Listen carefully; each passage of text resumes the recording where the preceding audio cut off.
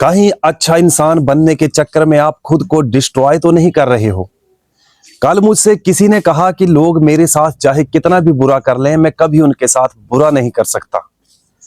मैं अपनी अच्छाई नहीं छोड़ सकता। ये भी एक तरह का ईगो ही है कि मैं सबसे ज्यादा अच्छा इंसान हूं, दुनिया में मेरे जैसा कोई भला इंसान नहीं है।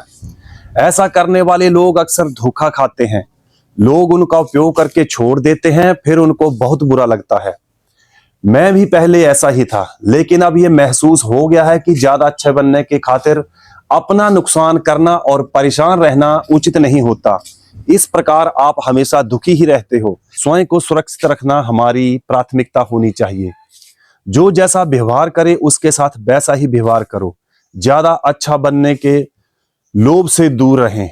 अगर अब भी ये सबक नहीं सीखा तो ऐसी स्थिति में हम बार बार फंस जाते हैं और यही क्रम लगातार चलता रहता है। हम में से ज्यादातर लोगों को बचपन से यही सिखाया जाता है, अच्छा इंसान वही है जो खुद से पहले दूसरों के बारे में सोचे, जो चुप रहे, जो सहन करे, जो हर बात पर समझौता कर ले। शुरू में तो ये बातें आपको सही लगती हैं, लेकिन धीरे धीरे हम ये समझ ही नहीं पाते कि कब ये अच्छाई हमारी मजबूरी बन जाती है। हम हर बार किसी की बदतमीजी को मजाक मान लेते हैं, किसी के गलत व्यवहार को उसका स्वभाव कहकर छोड़ देते हैं और अपनी तकलीफ को कोई बात नहीं कहकर दबा लेते हैं।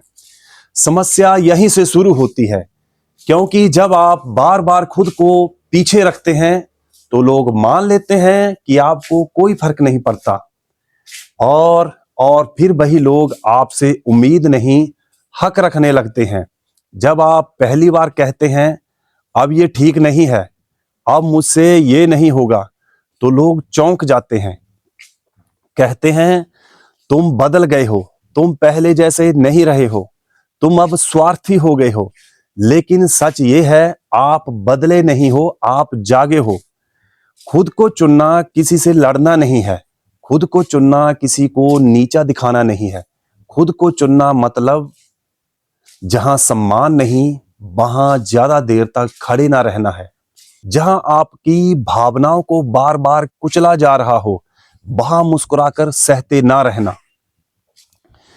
यह समझ अक्सर बहुत देर से आती है, तब जब हम अंदर से बहुत थक चुके होते हैं, उदास रहते हैं बिना वजह और खुद से ही सवाल करने लगते हैं, मेरे साथ ही ऐसा अक्सर क्यों होता है। उस दिन अगर आपने अपनी तकलीफ को गंभीरता से लिया तो समझ लीजिए वही आपका आत्मबोध है। खुद को चुनना स्वार्थ नहीं है, ये उस बच्चे की रक्षा करने जैसा है जो आपके अंदर सालों से चुप बैठा है। और याद रखिए, जो लोग आपको सिर्फ तब पसंद करते थे जब आप खुद को भूल जाते थे, उन्हें आपके बदलने से दिक्कत होना तय है। लेकिन जिंदगी आपकी है और आपकी जिंदगी उनकी सुविधा के लिए नहीं बनी है। धन्यवाद। जय हिंद। सत श्री अकाल।